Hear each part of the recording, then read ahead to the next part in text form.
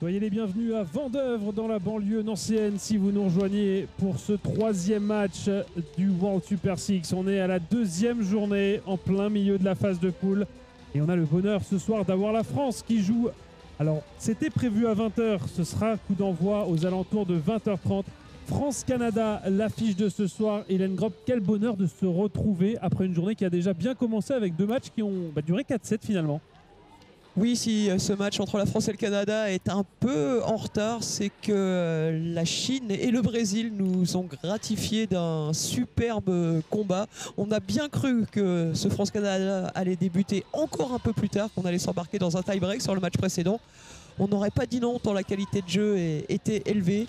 Et ça nous donne un aperçu de ce vers quoi doivent tendre nos joueuses françaises. Alors on va encore et encore resituer le contexte. Cette équipe de France féminine de volley assis qui n'existe que depuis 2021, date de son tout premier match international.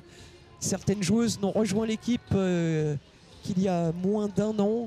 Alors forcément, la route est encore longue et la route passe par ces rencontres de très haut niveau face aux meilleures formations au monde. Il y a un point commun entre ces deux équipes françaises et canadiennes, celle d'avoir perdu hier lors de la première journée sur le même score, 3-7-0. La France en début d'après-midi, c'était face à l'Italie dans un match compliqué où les Françaises ont pris un sévère 25-4 pour commencer avant de se libérer petit à petit et de montrer un meilleur visage.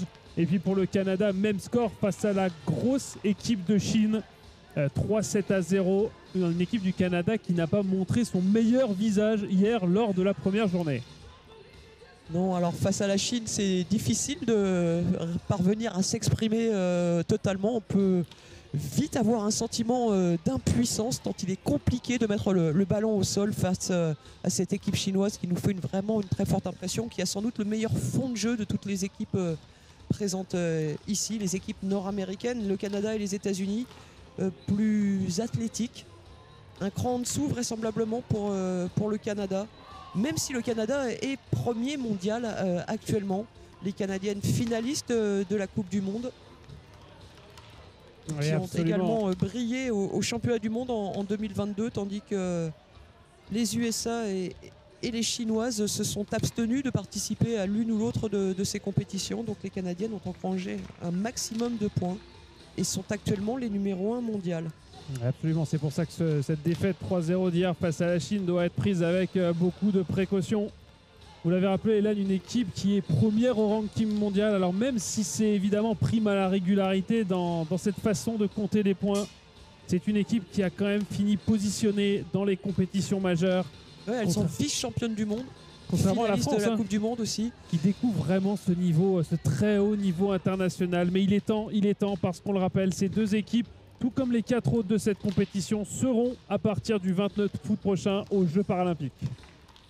Absolument, des Jeux paralympiques où le Canada est en quête de sa première médaille. Les Canadiennes 7e à Rio en 2016, 4e à Tokyo, demi-finaliste, mais battues pour la médaille de bronze par le Brésil. Leur objectif, c'est clairement cette fois d'aller chercher la breloque à Paris. Et quand on regarde les poules des Jeux paralympiques qui sont désormais connues, a priori, le Canada a une poule abordable, en tout cas pour rejoindre le dernier carré. Elles sont dans la poule B avec le Brésil, le Rwanda, le champion africain, et la Slovénie. La Slovénie, dernière équipe qualifiée lors du tournoi de qualification paralympique en avril dernier.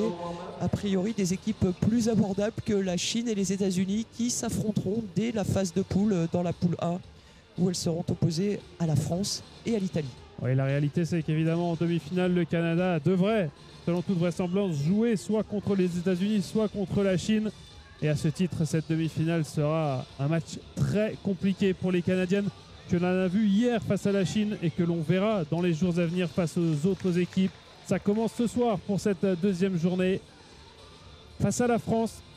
Alors c'est toujours pareil, c'est un match facile sur le papier si on s'en fie à ce qui se dit un petit peu dans les couloirs du Parc des Sports de Vendeuvre, mais un match à prendre au sérieux quand même parce que derrière il y a un enchaînement assez intense face aux autres équipes. Alors on voit les équipes qui sont en train de se mettre en place doucement au bord du terrain.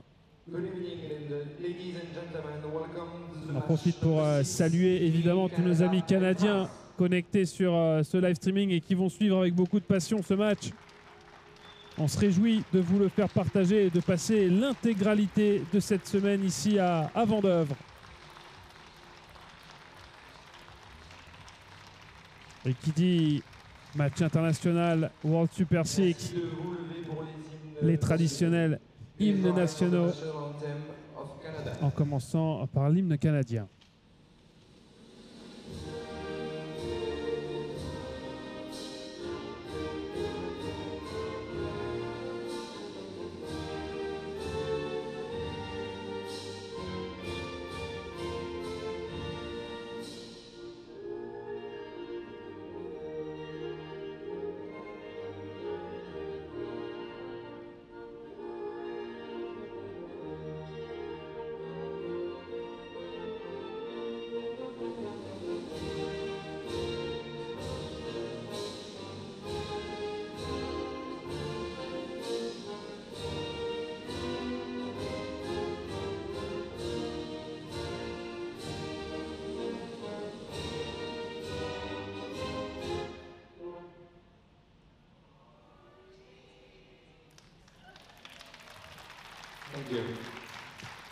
Une fin a cappella pour cet hymne canadien.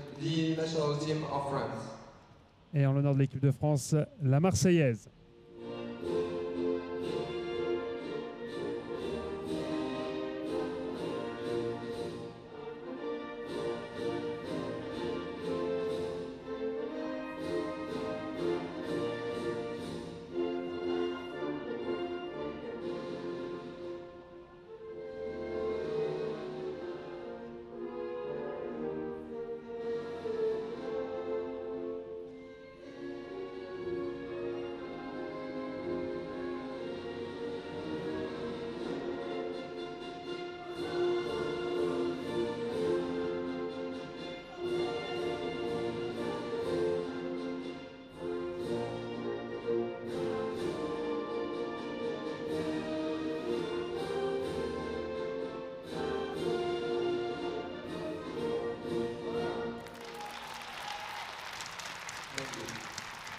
C'est un peu l'image que ces petites ramasseuses de balles qui tenaient le drapeau français et qui chantaient à tue-tête la Marseillaise.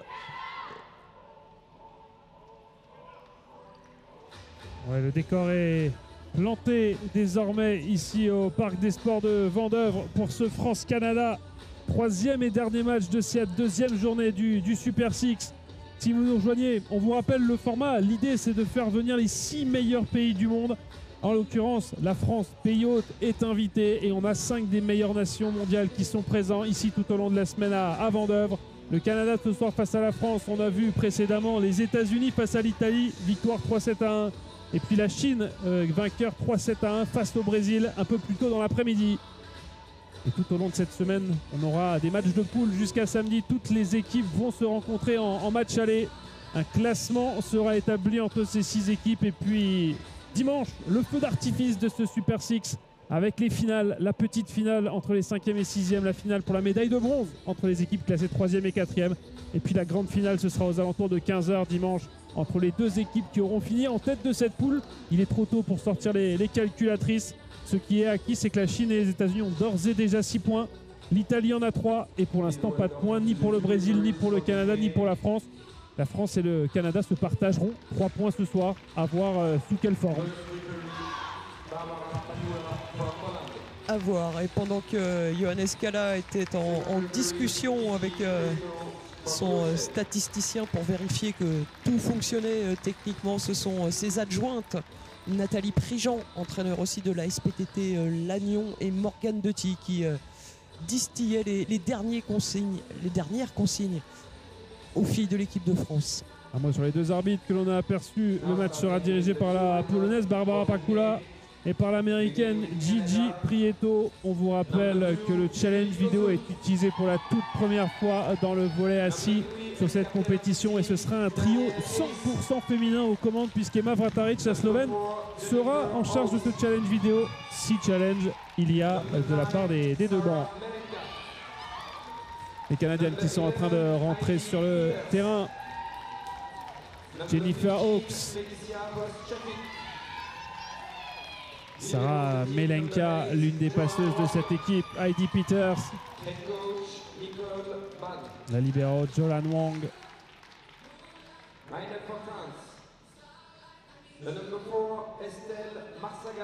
Et puis les Françaises qui, elles aussi, vont rentrer désormais sur ce terrain du Parc des Sports de Vendeuvre, l'habituel entre du Vendeuvre Nancy Volleyball en Liga féminine. Avec Estelle Marsagalan, la joueuse de l'US Mitrimori, Séverine Bayot, la byzantine, l'une des toutes dernières à avoir rejoint cette équipe de France. La nouvelle capitaine désormais avec le numéro 9, Géna Agbodjan-Prince, sociétaire du CNM Charenton dans le Val-de-Marne. Anaïs Rigal, arrivée en 2021 au sein de l'effectif des Bleus, la joueuse du Hayan, tout comme Karen Femali-Mégère. Linda Medjairi, la joueuse de Castres, sera aussi sur le terrain pour débuter cette rencontre. Les Françaises dans leur maillot rouge portent bonheur, les Canadiennes en maillot gris, avec une libéro côté canadien qui a aussi un maillot rouge. La France, on vous le rappelle, joue sans libéro. En tout cas pour le moment, hein, ça peut être amené à évoluer dans la compétition. Mais c'est pour l'instant le choix de Johan Escala et son staff. Anaïs Rigal pour le premier service de ce match. Et le premier point est français avec une petite mésentente entre Sarah Melenka et Heidi Peters. Et vous avez vu sur les lèvres de Johan Escala, on mène. Et oui, il en profite de mener au score. Parce qu'il était trop dans le dos pour Heidi Peters.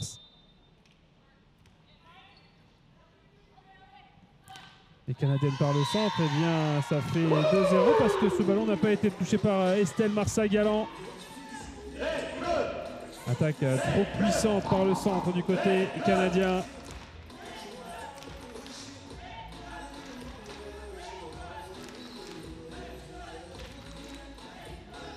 Oh, il y a un challenge qui est demandé dès le deuxième point par Nicole Ban. Qui pense, elle, qu'Estelle Marsagalan a peut-être effleuré cette balle? Alors là, encore une fois, on a le privilège, Hélène, d'être parfaitement placé derrière ce terrain. Et pour ne rien vous cacher, je serais très surpris de voir ce ballon toucher sur la ralenti, mais c'est vrai que on n'est jamais trop prudent parce qu'à vitesse réelle, ça va très vite.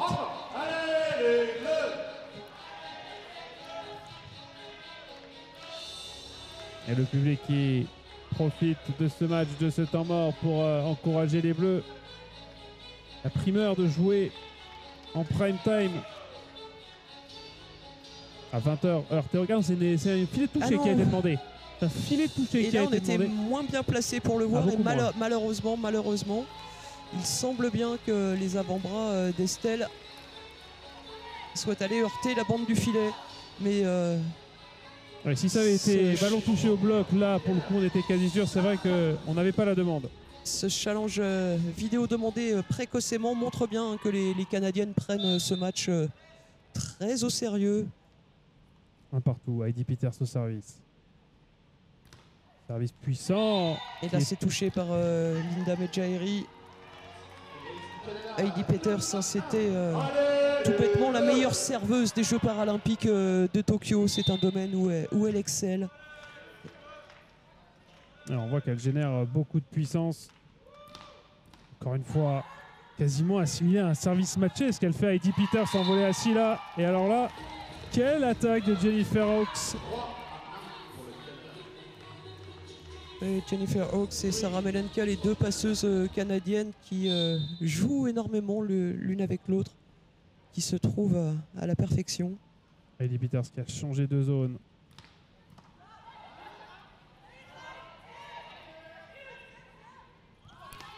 Ouais, sur ce ballon rapide, ça fait point à nouveau pour le Canada grâce à Danielle Ellis, la capitaine. Sur une balle à l'aile extrêmement accélérée comme ça, c'est compliqué d'aller se positionner au bloc. On la retrouve au service, Heidi Peters. Gros service dans l'intervalle entre Medjairi et Agbodjan-Prince. Elle est capable de varier non seulement l'endroit où elle sert sur la ligne de fond, mais aussi la zone qu'elle va chercher. Ça fait 5-1 pour le Canada. Et temps mort demandé par Johan Escala pour tout de suite trouver des ajustements en réception et essayer un petit peu de couper le bras, comme on aime à dire, de Heidi Peters.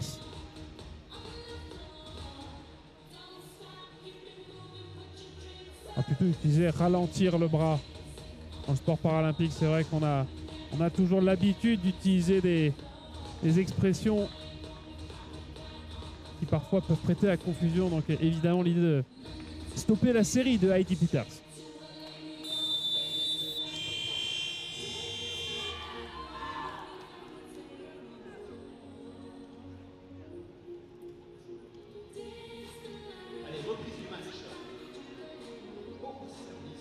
C'est vrai qu'on en a déjà parlé, Hélène, de ce match, cette confrontation service-réception qui est ultra importante parce que c'est celle-là qui permet de vous positionner dans l'échange. Et on va voir si le dispositif français va trouver la solution. Allez, bonne réception, on va pouvoir se donner une chance de faire un side-out là-dessus, même si le bloc canadien est bien présent. Et ça, c'est une free ball. Et quelle vitesse d'exécution encore vers Julie Kozoun là-bas. La numéro 2 canadienne. 24 ans seulement. La plus jeune joueuse de l'effectif canadien. Quel service encore cette fois-ci de 1 vers 5. Estelle Marsagalan qui doit subir l'impact de ce service. Ouais, qui est masqué en plus là, c'est pour ça qu'elle se décale un peu sur la ligne, masquée par Karen Femali-Mégère, mais on est obligé de tenter de contrer ce service. Ah, elle se met à la faute toute seule. Heidi Peters offrant le deuxième point à l'équipe de France. Et c'est une vraie belle faute, hein. Parce que celle-là, elle l'enroulait beaucoup, ses frappes précédentes. Là, elle n'a pas du tout réussi à imprimer de la rotation dans le ballon. Et c'est effectivement parti assez loin. Deuxième point inscrit par la France sur cette faute de service, mais ça fait déjà 7-2 pour le Canada dans ce début de partie. Et encore du jeu rapide, ça va très très vite lorsque la passeuse accélère le jeu. Et Daniel Ellis qui ne se prive pas, originaire de White Rock au Canada. Numéro 3 est capitaine. Qui fait ses débuts en 2009 avec cette équipe canadienne jusqu'en 2012. Elle a ensuite fait un petit break pour finir ses études. Elle est revenue en 2015. Et là aussi, le service de Julie Kozoun qui fait du mal à Séverine Bayot.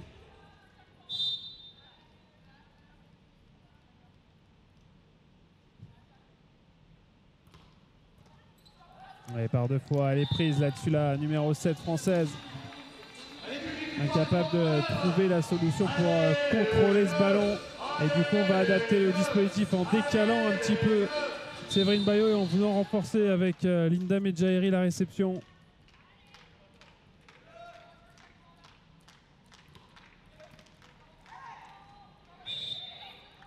Et on s'est battu là-dessus, mais c'est un double contact sifflé contre la numéro 10 française. Et c'est encore une fois Séverine Bayot qui était visée sur cette phase de service.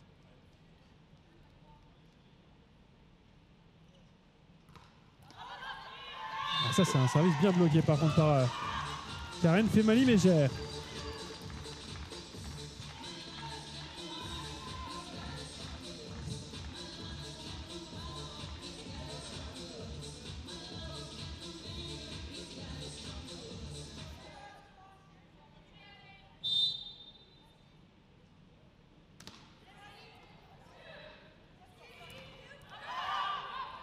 Et le bon travail au bloc de Linda Medjaeri.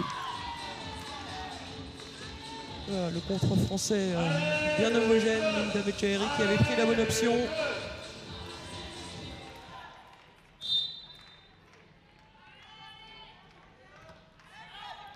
Oh, belle zone cherchée là-bas. C'est un petit peu long ça de la part de Karen Femali-Mégère.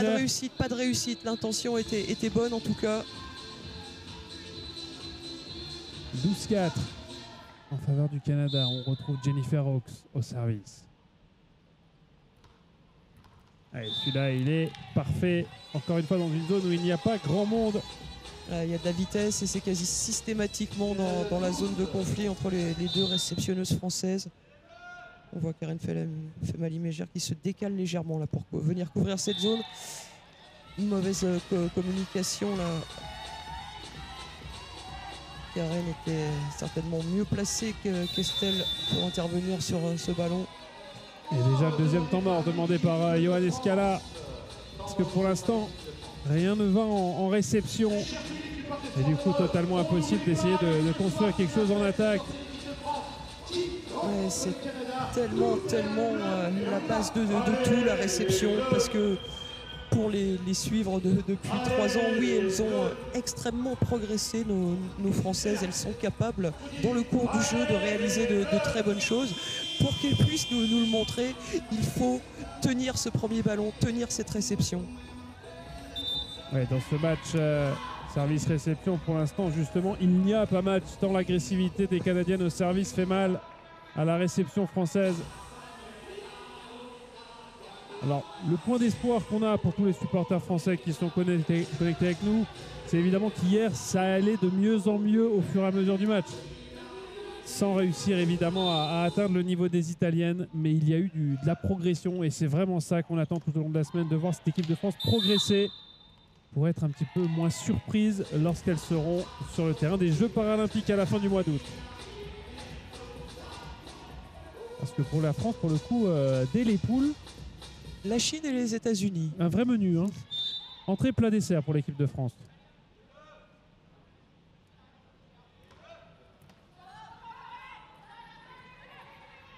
Un ballon qui va être rendu, qui navigue au-dessus du fil et qui est conclu par Sarah Melanka.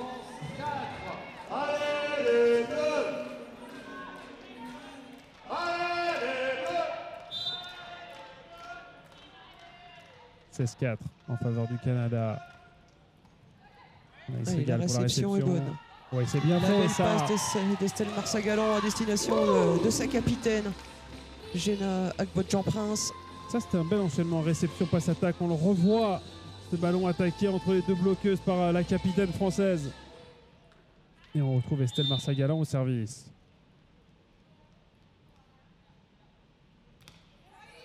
Elle a été chercher la zone là-bas entre les deux réceptionneuses.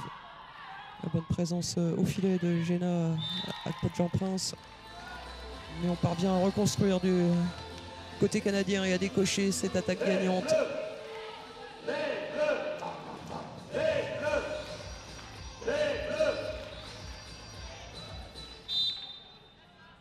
12 points d'avance pour les Canadiennes. Danielle Ellis au service. Anaïs Rigal, encore une fois pour Jenna Agbodjan-Prince qui s'en sort. Ça fait 2 fois là qu'elle s'en sort très bien. La capitaine française face à 2 bloqueuses dans une situation pas forcément totalement optimale. Elle a pris sa chance, elle a lâché le bras. C'est ce qu'il faut faire en de telles circonstances. Linda Medjaeri au service, la numéro 10 française. Très bon service.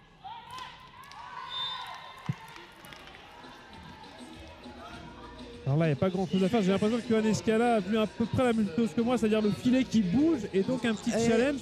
Il m'a semblé que c'est le ballon qui a arraché la bande du filet. Ouais, mais peut-être que Sarah Melanka n'arrête pas son bras assez vite et qu'elle. Le filet bouge, ça c'est sûr. Là, il n'y a pas de doute là-dessus. Aussi toucher ce filet. On le revoit sur ces superbes ralentis, les moyens techniques de la Fédération française de volley et la réalisation d'Arnaud Bessa. Et le point qui est donné à la France a priori. Parce que Sarah Melanka s'est dénoncée spontanément, semble-t-il. Voudriez-vous un petit carton vert, Hélène, là-dessus ? Ça mériterait, ouais. Oui. Elle l'a peut-être pas dans sa poche, la première arbitre.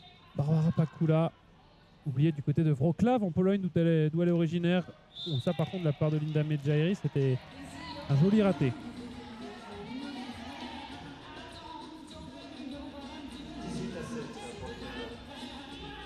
Mais bon, on peut quand même considérer que Johan Escala a fait la démarche et qu'encore une fois, il avait raison sur le challenge vidéo. Pas mauvais dans cet exercice, notre coach français. Alors l'histoire retient que lors du tout premier match d'entraînement qui a eu lieu lundi, notamment pour tester le dispositif, son tout premier challenge a été gagnant. Hier contre l'Italie, il y a eu quelques petites erreurs à certains moments. C'est vrai qu'il est plutôt doué dans l'exercice pour l'instant. Non, il y a eu une fois effectivement où il a réclamé une faute de filet. Il y a bien eu faute de filet, mais de la part d'une joueuse française malheureusement. Ah, le point qui va être rejoué avec ce ballon tenu au filet par Anaïs Rigal et deux joueuses canadiennes, en l'occurrence Melenka et Peters. Ouais, on a vu les deux pouces levés de la deuxième arbitre, Gigi Prieto. Essayez, si vous le pouvez, Hélène, de glisser à l'oreille de Johan Escala qu'il a déjà pris ces deux temps morts. Parce que hier, il ne s'en souvenait pas et ça lui a coûté une petite biscotte en fin de match. Bon, a priori, il l'a en tête.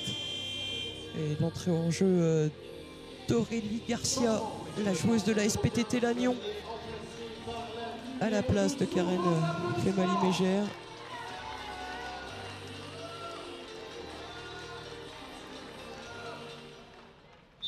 « 21-7 pour le Canada, qui navigue avec une avance confortable de 14 points dans ce premier set. C'était bien fait ça encore de la part de Jenna Bodjan-Prince, mais derrière on n'a pas suivi le Canada qui a renvoyé très vite ce ballon au fond de terrain. La vista de la capitaine canadienne Danielle Ellis avec ce renvoi direct.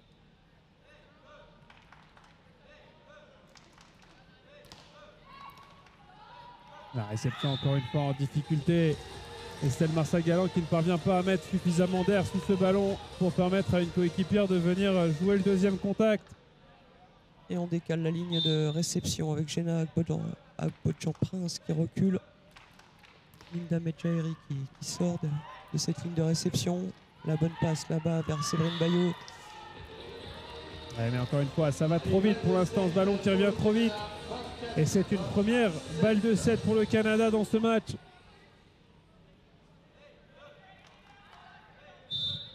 Avec Félicia Vos-Chafik toujours au service, la numéro 15 canadienne. Cette fois-ci, il y a de l'air sous le ballon. Anaïs Rigal qui doit bouger. Et un ballon rendu. L'occasion de conclure. Et Heidi Peters qui s'en sort avec son bras gauche. Mais finalement, le point qui va être pour les Françaises. Parce que la défense était bien présente. C'est vrai que le contact d'Heidi Peters c'était peut-être un peu limite. Légèrement dunké peut-être. Un peu collé ce ballon. Mais bon, comme le point revient finalement aux Françaises, ça coupe court à toute contestation et super service de Jenna Bodjan-Prince. L'une des rares Françaises à avoir pratiqué le volleyball avant de s'adonner au volley assis. Ça se sent quand même dans la qualité de contact, la qualité de jeu de la capitaine désormais de l'équipe de France. On va pas en parler trop longtemps alors que le Canada remporte le premier set sur ce dernier bloc. 25-9 en faveur du Canada qui remporte cette première manche en un peu plus de 20 minutes de jeu. Je voulais dire les Françaises qui se sont retrouvées privées pour cette compétition et malheureusement également pour les Jeux Olympiques de leur ancienne capitaine Sylvanie Logello. On fait souvent notre abus de langage de parler des Jeux Olympiques, mais ce sera bien les Jeux Paralympiques pour le volley assis. Mais c'est vrai que pour revenir à cette, on va pas dire la loterie de la classification, mais c'est vrai qu'il y a pas mal de mystères qui tournent autour de certaines décisions, notamment quand on a des handicaps invisibles sur le terrain. On rappelle aussi qu'il y a deux types de classification, Hélène, pour ceux qui ne connaîtraient pas. Une classification dit handicap lourd appelé VS1, une catégorie dit handicap plus léger appelé VS2. Et évidemment, vous n'avez le droit qu'à un nombre limité de VS2 à la fois dans l'équipe, 2 et sur le terrain, une seule joueuse. Donc si vous avez déjà une VS2 sur le terrain et que vous voulez en faire rentrer une autre, eh bien c'est forcément sur celle qui est déjà sur le terrain. Vous ne pouvez à aucun moment en avoir deux sur le terrain. Alors qu'on a deux joueuses canadiennes là, qui s'échauffent juste devant nous, Alison Lang et Anne Ferguson.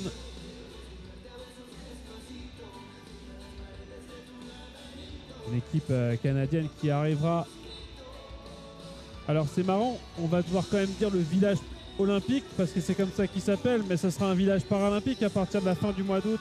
L'équipe canadienne qui y arrivera avec des ambitions, forcément. Si nos calculs sont bons et que notre enquête est bonne, The World Super Six n'attribuera pas de points au classement mondial. Donc d'ici les Jeux paralympiques, selon toute vraisemblance, le Canada sera toujours numéro 1 mondial. En revanche, pour les Jeux paralympiques, là, il y aura des points qui seront attribués sans aucun doute. Et le classement pourrait bouger. Avec une bonne nouvelle pour le coup pour l'équipe de France, puisqu'elle prendra un certain nombre de points. Puisqu'au pire du pire, elle finira 8e des Jeux paralympiques. Format 2 poules de 4 équipes. 8 équipes qualifiées pour ces Jeux paralympiques. Les places sont chères chez les filles. Une équipe comme le Japon, par exemple, ne sera pas de la partie. L'équipe de France attentive aux consignes de Johan Escala qui va revenir sur le terrain pour tenter d'offrir une meilleure opposition à l'équipe canadienne dans ce deuxième set. Et juste avant de rebasculer sur le deuxième set, un message pour Accuracy, partenaire de cette équipe de France de volley assis, cabinet de conseil financier qui a élu le volley assis comme le sport paralympique que la société souhaite soutenir. Et évidemment, au niveau de la Fédération française de volley, c'est une excellente nouvelle. Ouais, Accuracy sensible aux très belles valeurs véhiculées par ce sport, par cette discipline qui au niveau national est totalement inclusif. Les valides jouent aux côtés des non-valides. On peut le pratiquer, c'est aussi intergénérationnel, ouais, on peut le pratiquer aller de 7 ans jusqu'à 77 ans. C'est mixte dans les championnats nationaux.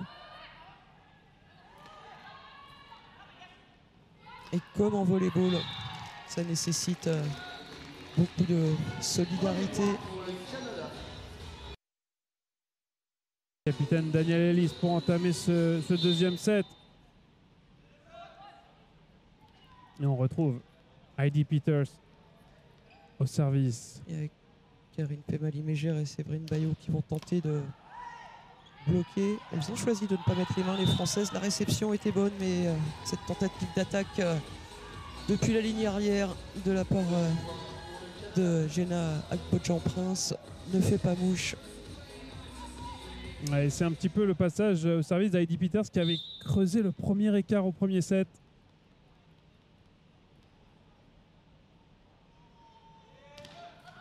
Oh, celui-là, il est même un petit peu chanceux. Là, il n'y avait pas grand-chose à faire, même avec toute la bonne volonté d'Estelle Marsa-Galant. Ballon qui prend la bande et qui tombe juste derrière. Alors, petite erreur sur le tableau de marque ici au Palais des Sports, puisque c'est la France qui est en train d'engranger les points là sur le service d'Heidi Peters. Mais c'est bien le Canada qui mène 3-0. Oui, évidemment, vous avez le bon score à l'écran et ce ballon a été annoncé hors des limites du terrain. Jennifer Hawkes est persuadé qu'il a été touché. J'avais aussi cette impression, mais est-ce que c'est quelque chose qu'on peut challenger, toucher en défense? Si je me souviens d'un match du championnat français entre Paris et Mulhouse cette année, c'était une balle de match. Je sais pas si c'est en défense ou au bloc quand même. J'ai un sérieux doute sur le fait qu'on puisse challenger le toucher en défense. En tout cas, je ne sais pas avec quelle caméra ils vont le faire, mais un challenge est en cours. J'avais aussi l'impression que Linda Medjaheri avait un tout petit peu effleuré ce ballon, n'étant pas certaine de la trajectoire. Alors, est-ce qu'elle a demandé un in-out sinon? Nicole Ban qui a le sourire évidemment après avoir remporté ce premier set 25-9. Et voilà le tableau de score qui est corrigé ici aussi au Parc des Sports de Vendeuvre. Ça fait provisoirement 3-1 en faveur du Canada.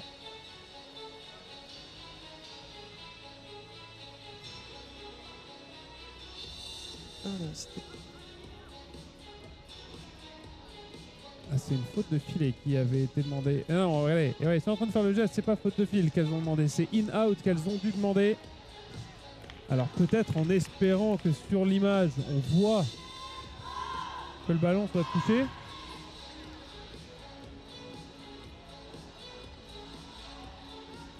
Et c'est aussi assez nouveau hein, pour ces arbitres qui se sont spécialisés dans le volley assis. Et bien vu de la part de Nicole Ban et de Jennifer Hawkes.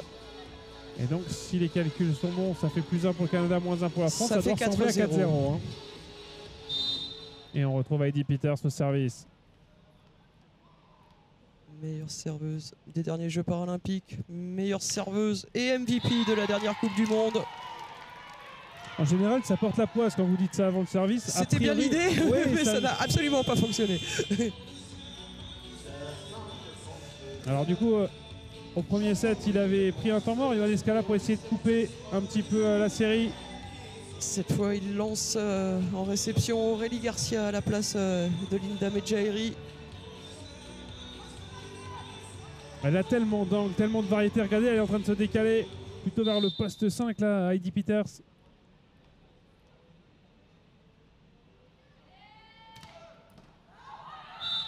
Et ça fait moche parce que ce ballon réceptionné par Jenna Agbo-Jean-Prince touche l'antenne. Que c'est dur quand vous avez comme ça un rapport de force tellement déséquilibrant entre le service et la réception. Et elle va pousser encore plus vers le poste 5. L'apprentissage est difficile. C'est vrai que les Françaises n'ont que trop peu l'occasion de se confronter à des services de cette puissance.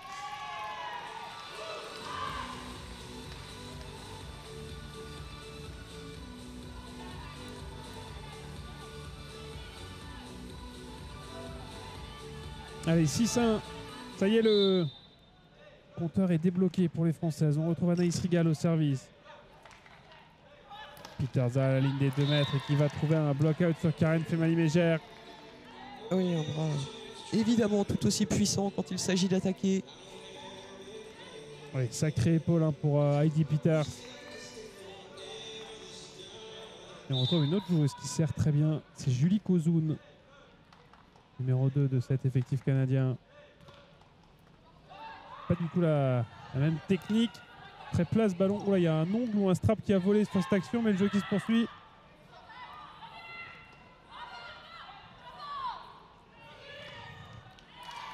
Oui, c'est un strap là-bas qui était tombé dans le camp français. Et on s'est bien battu dans ce camp français.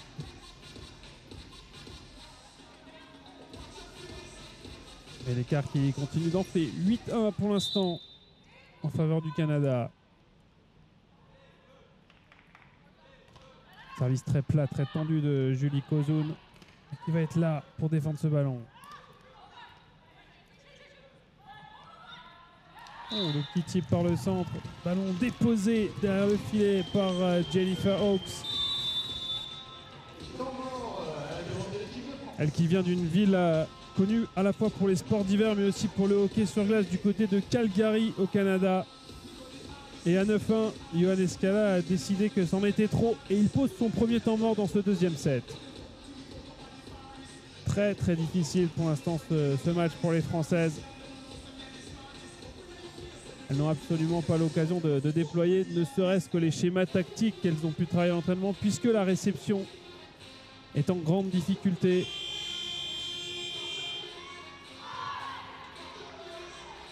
On a vu quelques constructions offensives.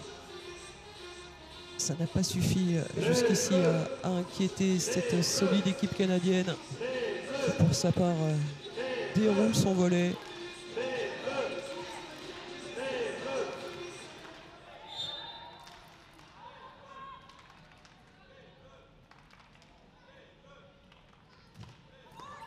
Ouais, bonne option de bloquer sur ce service tendu.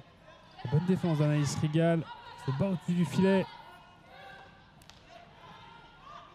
Ouais, ça va vite quand les Canadiennes accélèrent. Ça va pour l'instant trop vite pour cette équipe de France. Anaïs Rigal là, qui a cherché quelque chose de compliqué en accélérant ce ballon à destination d'Estelle Marsagallon. Et c'était aussi en direction du filet, en direction des mains de la bloqueuse canadienne. Une erreur au service de Julie Kozoun. Elle a presque été bloquée sur le précédent. Elle a dû prendre un peu plus de marge par rapport au filet. Mais avec son service tendu, il est retombé trop loin. Celui-là. Ça fait un deuxième point pour la France, 10-2, et on retrouve Séverine Gaillot au service. Baillot, pardon.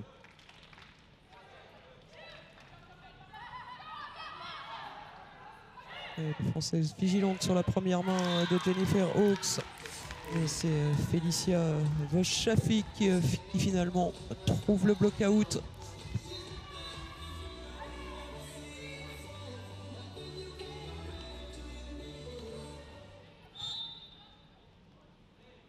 Pour le Canada, au service Jennifer Hawkes. Et un service qui met en difficulté Séverine Baillot. Vous l'avez dit, récemment arrivé dans cette équipe de France et qui n'a pas forcément pour l'instant tous les repères, tous les réflexes, notamment sur des services d'une telle efficacité. Ouais, elle a rejoint le groupe France qu'en août de 2023. Elle a participé quasiment dans la foulée au championnat d'Europe où les Françaises ont pris la 9e place. Mais elle n'avait jamais pratiqué le volleyball précédemment. Oui, parce qu'il y a beaucoup de choses à apprendre et on le voit dans les différents clubs français qui montent des sections. Il y a déjà très simplement le fait de se déplacer sur un terrain en étant assis, d'avant en arrière. Ensuite de réussir à libérer les bras pour jouer le ballon. Et encore ensuite de le faire efficacement en étant capable d'être... Et après, ouais, c'est seulement à ce moment-là que la technique volleyballistique pure intervient en 3e strate. Et là, ensuite, vous rajoutez un peu de tactique, un peu de mental, et puis ça donne ce qu'on voit ici au Super Six à Vandeuve. Des équipes comme le Canada, le Brésil, les États-Unis, la Chine, qui jouent les tout premiers rôles systématiquement dans les compétitions internationales. Mais qui ont un historique en volley assis oui.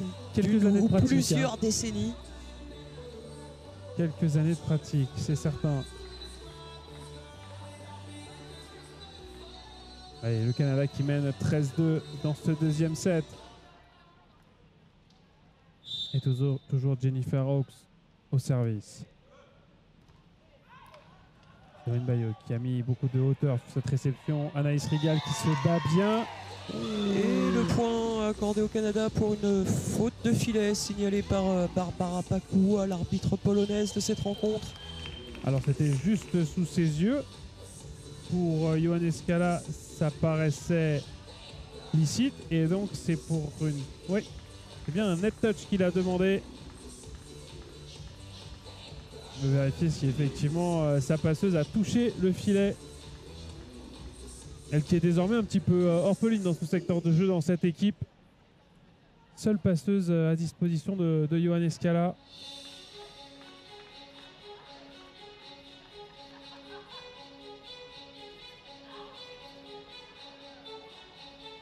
Challenge en cours, on vous le rappelle. C'est la troisième arbitre Emma Vrataric, la Slovène, qui a cette lourde tâche non seulement d'envoyer les images, mais aussi de donner la décision au corps arbitral. Alors le filet bouge beaucoup certes, mais c'est parce qu'il est on n'a pas l'impression heurté à la fois par la balle et par un pied canadien. Le bras d'Anaïs Rigal semble ferme et à bonne distance de la bande du filet.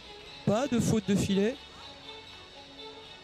Alors est-ce que le point est à remettre ou est-ce que le point est accordé aux Françaises? Parce que au moment de cette action, le ballon est injouable pour les Canadiennes.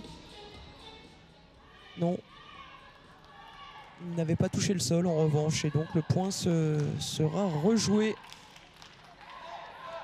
Ça fait toujours 13-2. En tout cas, l'action d'Anaïs Rigal était bonne au niveau de ce bloc.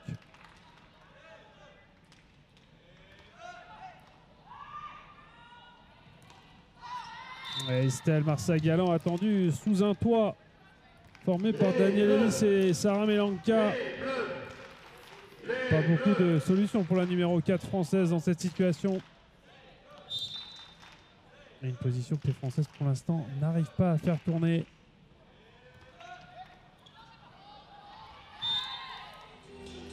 Et elle continue sa série, Jennifer Hawkes. Travaille ses différents skills, ses différents angles au service, tout en faisant souffrir la réception française.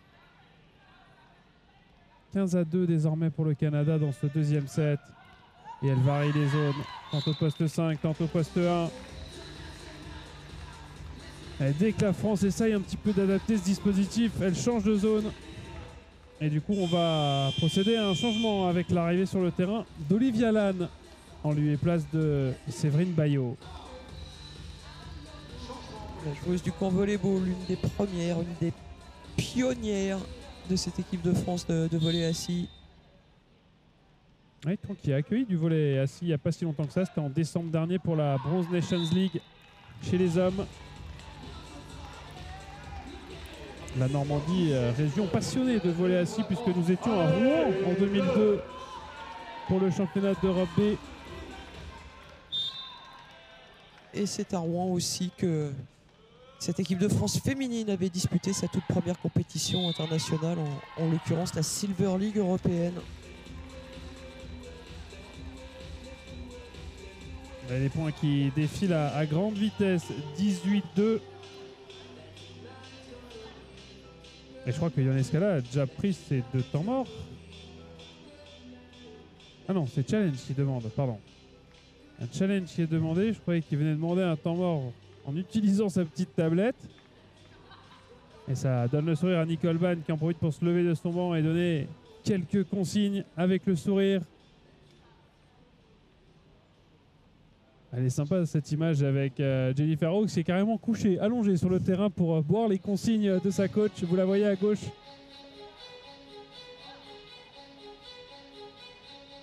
Ah, c'est sûr qu'elles auront des combats bien plus rudes à livrer, les Canadiennes.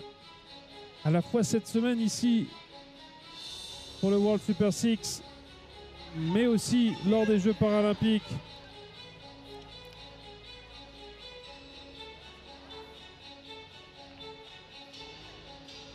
A priori, le point va rester pour le Canada. En tout cas, de ce qu'on a vu de ce challenge, je me suis dit, bah, forcément, c'est pas ce qu'espérait Johannes Escala en le demandant. Oui, il y a filet touché.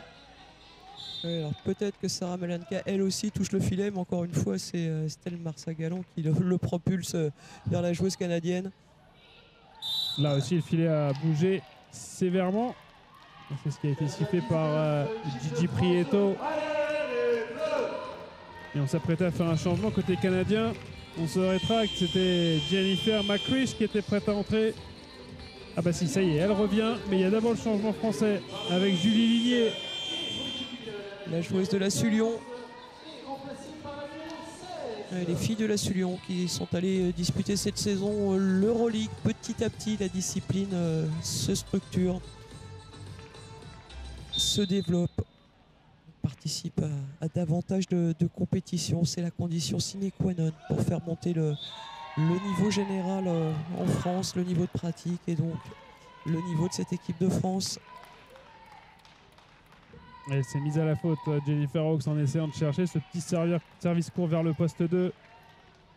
Et on retrouve Julie Ligné au service, la numéro 6 de cette équipe de France.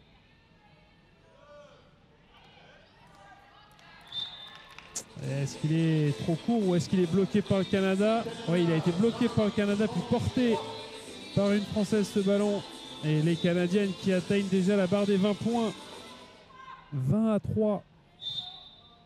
On vous rappelle qu'elles ont remporté le premier set 25-9. Au service de Daniel Ellis qui s'échappe là-bas un petit peu.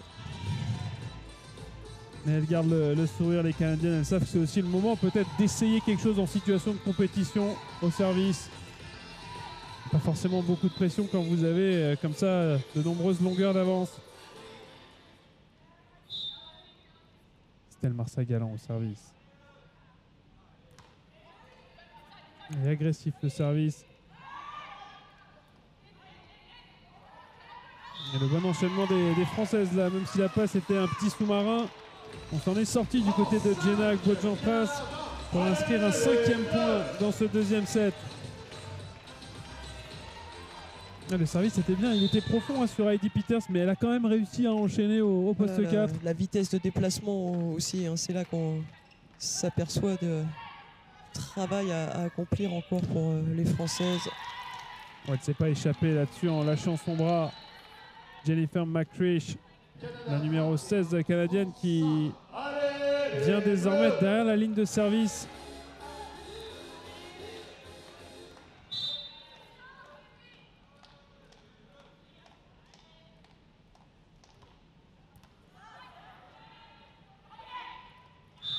Cette fois un tout petit peu longue de la part d'Olivia Lann. Et derrière, on filait l'expérience des Canadiennes.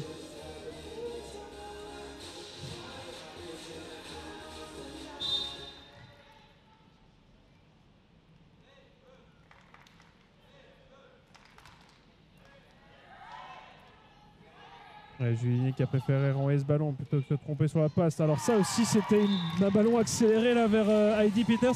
Ça a dû vous plaire ça, Hélène, ancienne passeuse?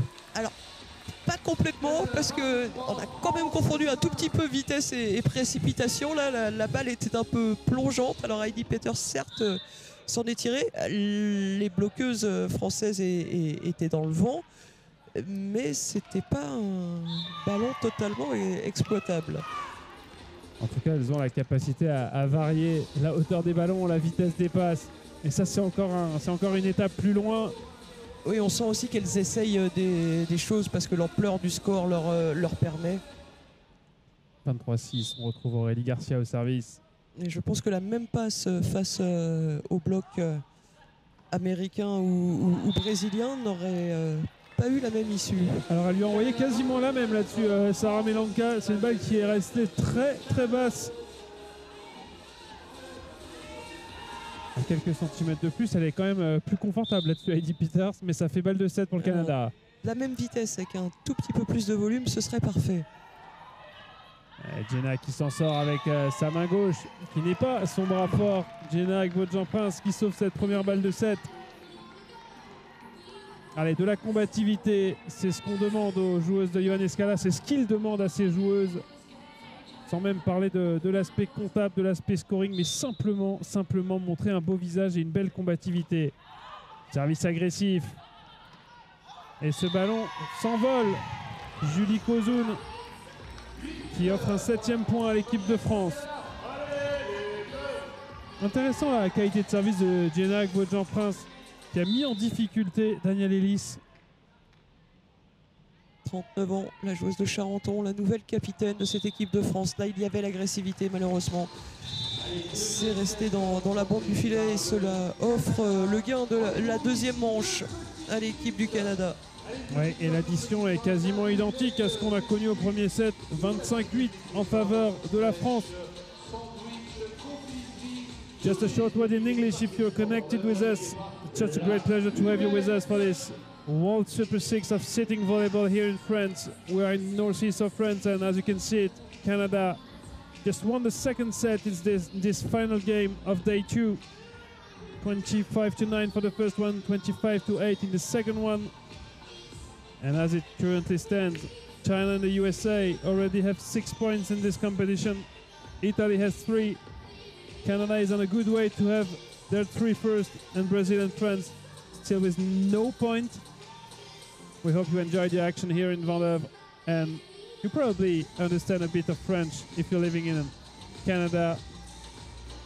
We'll carry on in French for the French fans, but for sure tomorrow again, when Canada will be playing against Italy, you will have the live comments in English.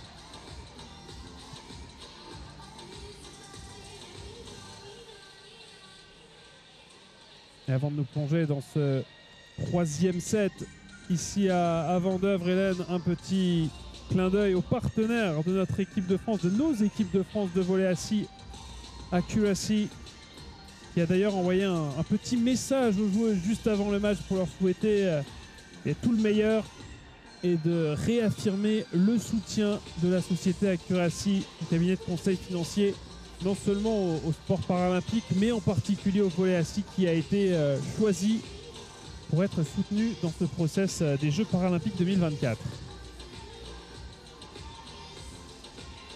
À la réflexion du côté de Ioannis Kalas sur le 6 qu'il va aligner pour ce 3e set.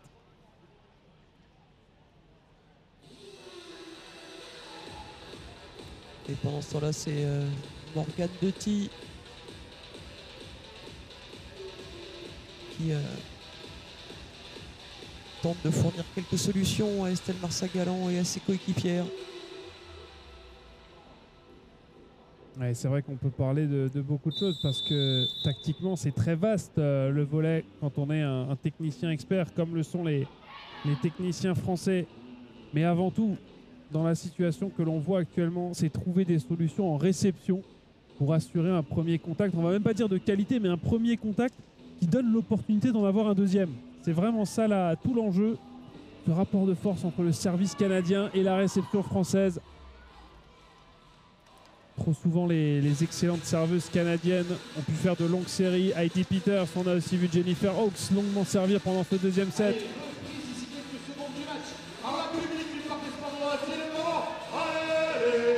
Alison Lang était sur le terrain, elle laisse sa place à la libéro Jelan Wong.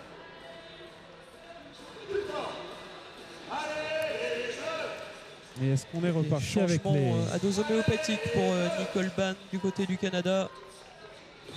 Les Françaises qui repartent comme au premier set avec Linda Medjaeri, Séverine Bayot, Estelle Marsagalan, Anaïs Rigal, Jenna Agbol, Jean Prince et Karine Femali-Mégère. Oh, excellent cet enchaînement canadien encore une fois. Elle a fait mine d'attaquer là-dessus Jennifer Hawkes avant de délivrer un caviar pour Heidi Peters. Elle attaque de partout, poste 4, poste 2. Et elle va désormais nous proposer quelque chose au service.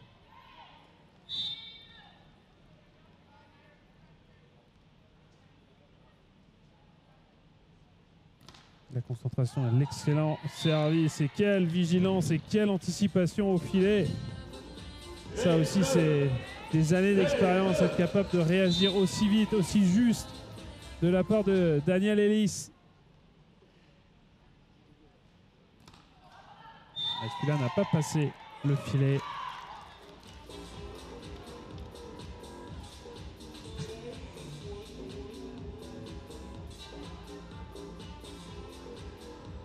Et un premier point pour les Françaises dans ce troisième set. Linda Medjaeri au service.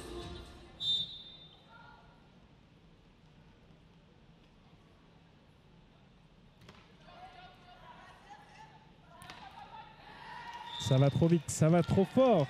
Ouais, avec la belle combinaison entre les deux passeuses canadiennes, Sarah Melenka, Jennifer Hawkes, sollicitée sur une courte, pratiquement sur une balle de fixation, et qui prend de vitesse encore une fois le bloc français.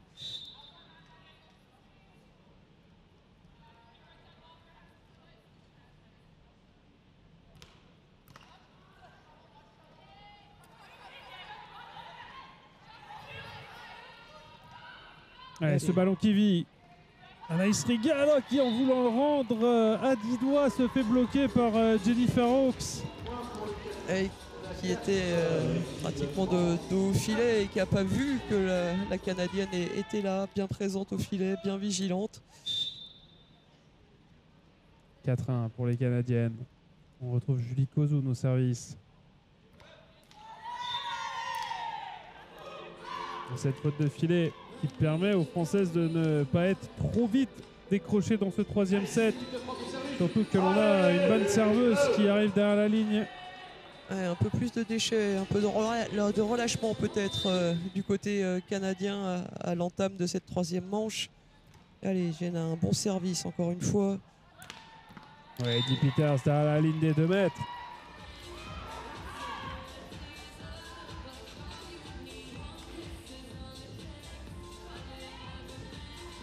Magnifique cette attaque. Elle est idéalement servie et positionnée pour finir ce point.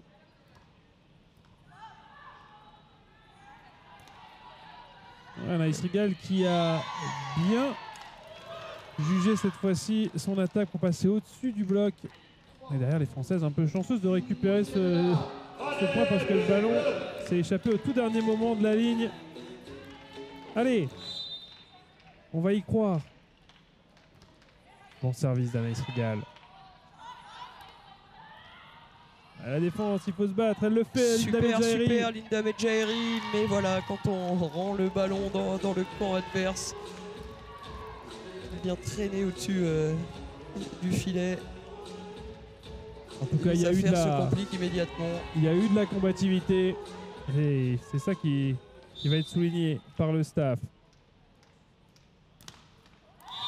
Ça, c'est aussi une belle action. Bloquer le service Karen Femali-Mégère que l'on n'a pas beaucoup vu dans des situations d'attaque. Alors elle se rend utile autrement et le fait de bloquer. Et permet de rester presque collé. 6-4 pour le Canada.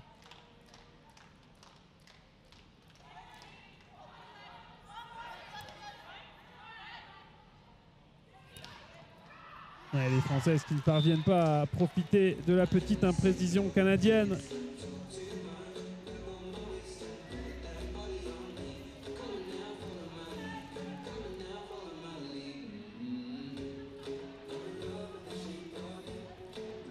On retrouve Alison Lang au service, numéro 17 de cette sélection canadienne.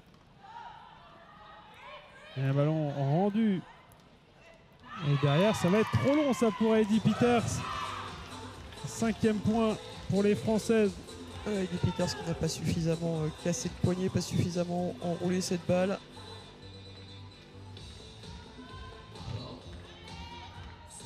Et 2 petits points de retard pour les Françaises dans ce 3e set.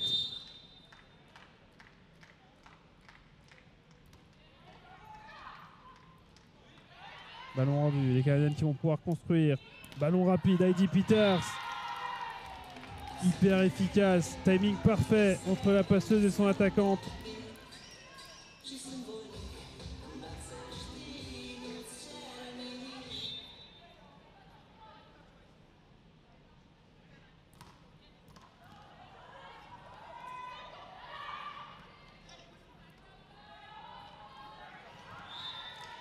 La grosse présence au filet cette fois-ci en tant que bloqueuse pour Heidi Peters.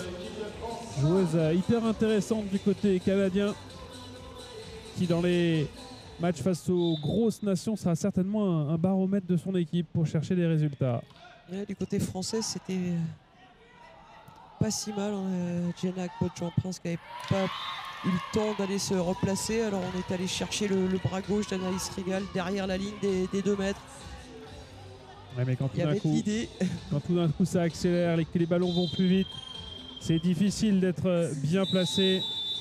Et le temps mort demandé par Johannes Scala parce que c'est un début de set positif. Les Françaises ne sont menées, on va dire, que 10-5. Mais là, sur ce premier écart, Johannes Scala qui veut tout de suite faire des ajustements pour que l'écart n'enfle pas trop. On vous le rappelle, hein, les Françaises qui ont perdu les 2 premiers sets, 25-9, 25-8. Elles montrent un bien meilleur visage dans ce 3e set. L'équipe de France qui jouera demain contre le Brésil, ce sera à 18 h. Avant cela, on aura le bonheur d'un Italie-Canada avant de finir par l'affiche, le choc, le match entre la Chine et les États-Unis. Cette affiche qui a déjà tant de fois été l'affiche de la finale des Jeux paralympiques. Oui, 4 fois, très exactement déjà. 2 médailles d'or pour la Chine, 2 médailles d'or pour les États-Unis dans ces Jeux paralympiques. La Chine qui avait déjà conquis une médaille d'or à Athènes en 2004, date de l'apparition du volley assis féminin aux Jeux paralympiques. Pour les garçons, ça avait été le cas dès 1980 à Arnhem.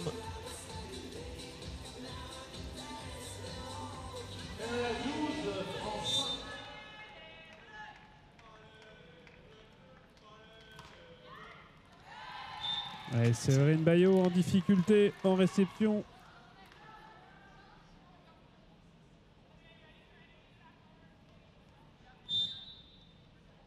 Alors j'ai la petite colle pour vous, Hélène. Vous l'avez dit, la Chine a remporté la médaille d'or en 2004 à Athènes.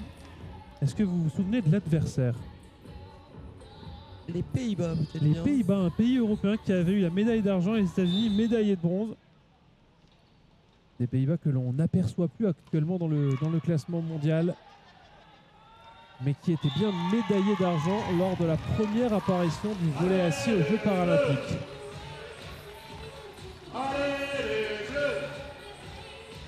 Et sur les 5 finales olympiques qu'il y a eu, on a eu le droit à 4 États-Unis-Chine. Ce qui veut dire que l'affiche de demain soir à 20 h est à manquer sous aucun prétexte. Estelle Marsagallan au service. 14-6 en faveur des Canadiennes. Ouh, elle était un petit peu trop poussée cette balle pour Julie Kozoum qui s'est totalement détendue mais sans pouvoir ramener le ballon dans les limites du terrain. cherche manifestement à profiter de ce match pour mettre en place son jeu rapide du côté du Canada, avec un succès parfois mitigé. Elle pourra en avoir besoin de ce jeu rapide contre l'Italie demain, qui sera un adversaire forcément d'un autre calibre. On vous rappelle que le Canada, alors effectivement, est bien parti pour s'imposer aujourd'hui, mais elles sont restées sur un amer 3-0 hier contre la Chine.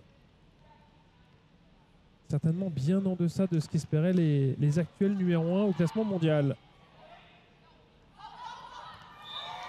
Et Anaïs Rigal qui a bien joué le coup là avec sa patte gauche. Cru un instant qu'on se dirigeait vers un ballon à rejouer. Mais cette balle a finalement quitté les mains canadiennes suffisamment tôt avant l'intervention de Barbara Pakua. On a eu l'impression que le ballon avait passé un temps infini dans la main d'Anaïs Rigal pour finalement tomber du bon côté. Linda Medjaheri, bon service qui met en difficulté Jolan Wong. Service gagnant. La libéro de Vermilion au Canada qui explose sur ce service de Linda Medjaheri.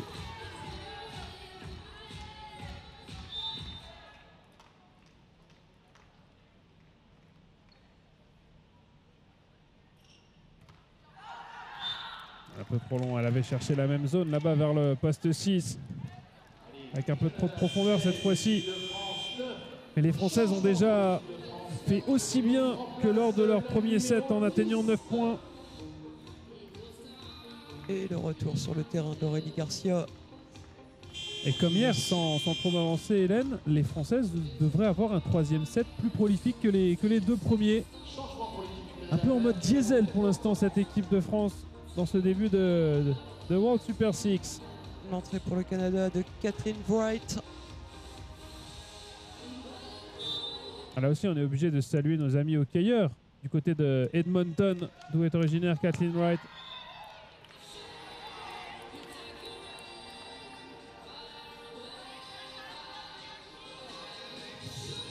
« 17-9 ».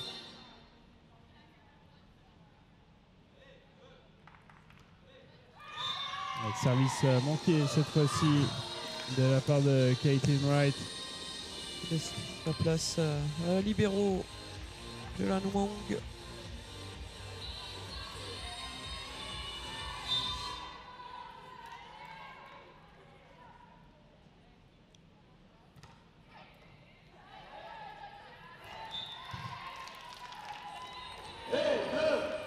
Et on se bat côté français pour inscrire un maximum de points dans ce troisième set. Et ça fait 18-10 pour le Canada. Le scoreur qui va être mis à jour d'ici quelques instants. On retrouve Jennifer Hawkes au service. Et au-delà du score, pour rester quelques instants de plus sur le terrain, car chaque point disputé est l'occasion d'accumuler un peu d'expérience supplémentaire. Cette expérience qui fait si cruellement défaut aux Françaises. Une super attaque de Jenna Bodjan-Prince et le point inscrit par Estelle Marsagalon sur ce ballon poussé certes à deux mains, mais avec ce qu'il fallait d'intensité, d'agressivité pour mettre à défaut la défense canadienne. Un 11e point pour les Françaises, 18-11 en faveur du Canada au moment où Anaïs Rigal va servir avec sa patte gauche. Excellente attaque là-dessus d'Alison Lang. Ce service court tactique sur Jennifer Hawkes qui du coup a le loisir d'aller faire une passe directe à destination de son attaquante en 4. Et le changement avec Olivia Lann qui va entrer sur le terrain à la place de Séverine Bayot.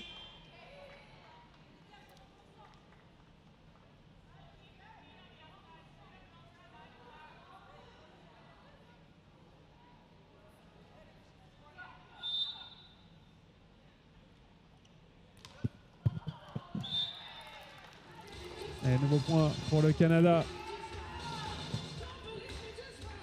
19+1, ça devrait ressembler à un 20e point pour les Canadiennes. Aurélie Garcia qui était encore en train de se déplacer au moment du contact de balle, mais le ballon qui reste vivant. Et Sarah Melanka qui parvient à le glisser, à le déposer juste derrière le filet. On va le revoir.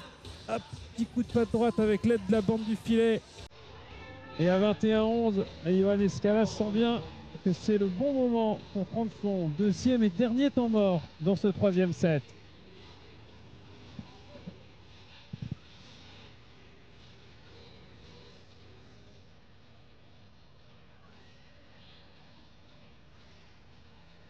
Morgan Betty qui a pris à part Karen Femali Major, tandis que Yohann Escala s'adresse au reste de l'effectif.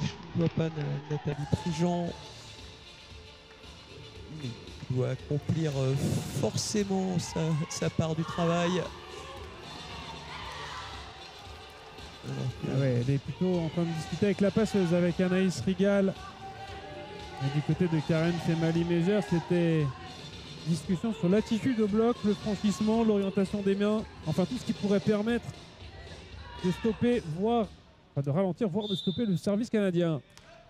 Voilà, exactement comme ça, même si derrière ça se bat côté canadien. Anaïs Rigal, la bonne défense. Une bonne passe arrière, destination de Karen Femali-Major. Et alors là-dessus, la main gauche de Heidi Peters qui vient couper toute cette excellente combativité. Elle sait tout faire, cette numéro 11 canadienne. Et elle permet à son équipe de mener 22-11 à 3 points du match, les Canadiennes. Jenna qui était attendue par deux bloqueuses, malgré qu'elle était derrière la ligne des 2 mètres.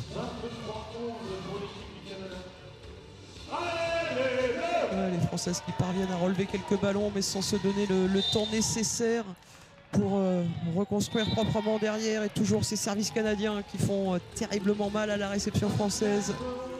Ouais, elles auront livré un match sérieux, les Canadiennes, quand même.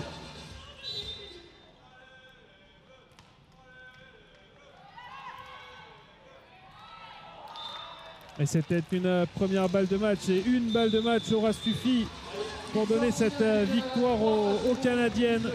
25-9, 25-8, 25-11. On va essayer de recueillir quelques réactions, Hélène, à la fois côté canadien et côté français. Allez, je me lance en premier pour tenter d'avoir au micro la réaction à chaud d'une de nos bleus. Ouais, nos bleus qui évoluaient aujourd'hui dans leur maillot rouge. Et pour nous, c'est l'occasion, alors déjà, de vous rappeler ce qu'il s'est passé aujourd'hui. Si vous n'étiez pas avec nous en début d'après-midi, on a assisté à la victoire 3-7-1 des États-Unis face à l'Italie. Des États-Unis qui se retrouvent à l'issue de cette deuxième journée invaincue. 2 matchs, 2 victoires. La Chine s'est ensuite imposée contre le Brésil dans un scénario de match absolument identique.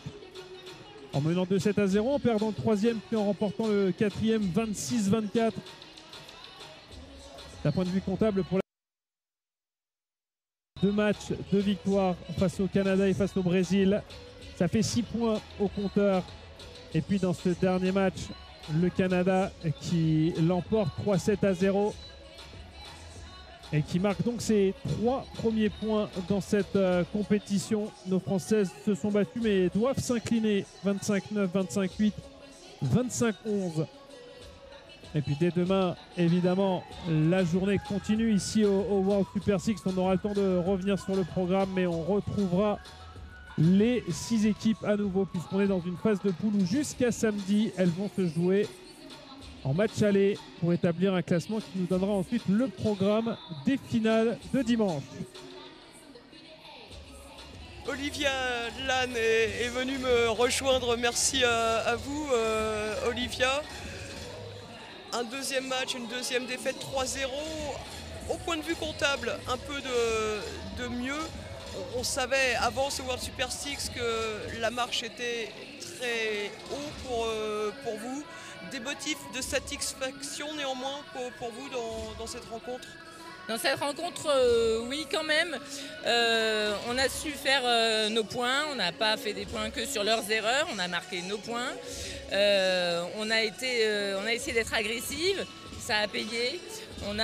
Évidemment, c'est extrêmement dur. Leur niveau est tellement élevé. Mais on n'a pas à rougir. On a fait quand même un bon match pour nous. C'était peut mieux faire évidemment, mais 5 points de plus déjà que contre les Italiennes. Hier, on va aller en chercher encore plus contre le Brésil. Et puis on le disait, effectivement, rencontrer des équipes du top niveau mondial comme ça, vous n'en avez jamais eu l'occasion jusqu'ici. Des services de cette intensité, pratiquement, vous n'avez jamais eu l'occasion d'en réceptionner. Ce tournoi, c'est vraiment l'occasion d'acquérir à la vitesse grand V de l'expérience à quelques semaines maintenant seulement des Jeux paralympiques. Ça c'est sûr, c'est vraiment une chance de rencontrer ces équipes-là. Elles ont tellement un bon niveau, tellement d'expérience. Ça peut que être bon en fait. Nous, on n'a rien à perdre dans l'affaire. On peut prouver, on peut emmagasiner tout ce qu'on veut. C'est super hein, pour nous ce genre de tournoi. Et puis de toute façon, ce sont des grosses équipes qu'on va aussi affronter au jeu, qu'on va affronter dans un tournoi aux Pays-Bas. Forcément, c'est que bon pour nous de pouvoir les jouer plusieurs fois. C'est une grande chance, on le sait. Merci beaucoup Olivia. On vous retrouve dès demain sur le terrain. Bon courage. Des Françaises en plein apprentissage et qui seront de retour sur le terrain. Mais comme les 5 autres nations, la France qui sera de retour dans ce parc des sports de Vendeuvre à partir de 18 h demain pour jouer contre le Brésil. Et on aura avant cela un programme copieux puisque l'Italie sera opposée au Canada à partir de 16 h. Et on finira la journée par un Chine-USA à partir de 20 h. On va essayer d'aller récupérer, ma chère Hélène, une réaction canadienne. Pourquoi pas essayer d'aller voir la coach puisqu'elles font déjà tout au stretching. On va peut-être demander à Nicole Ban une réaction. Oui, ça me semble plus simple. Vous pourriez avoir quelques ennuis avec le staff canadien si vous cherchiez à extirper de la séance de stretching l'une des joueuses. Voilà, Julien